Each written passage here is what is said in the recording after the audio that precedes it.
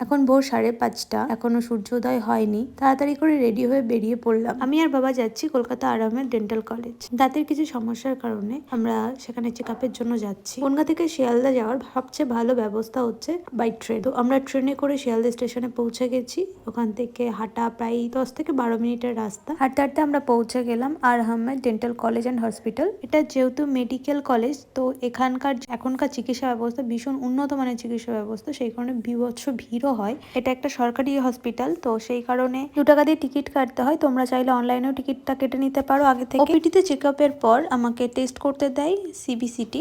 এই কলেজের আন্ডারে যে ল্যাব আছে সেই ল্যাবে খুবই কম খরচে টেস্টগুলো করিয়ে দেওয়া হয়। টেস্টের লাইনে দাঁড়িয়েছিলাম, তখনই এই বাচ্চাটার সাথে আমার পরিচয় হয়।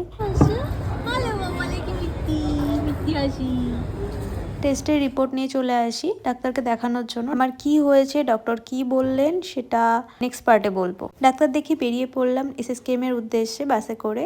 আবার এসএসকেএম যাচ্ছি কেন?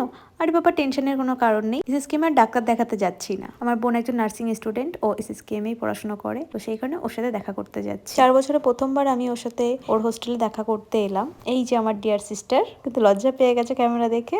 যাই হোক, ওর সাথে দেখা করে আমরা আবার বাড়ির উদ্দেশ্যে রওনা দিলাম বাসে উঠে। ওখান থেকে শিয়ালদা স্টেশন, সেখান থেকে বনগাঁতে এসে মা বাবার কাছেই রাতটা থেকে গেলাম। এইভাবে হসপিটাল টু হসপিটাল দিন কেটে গেল।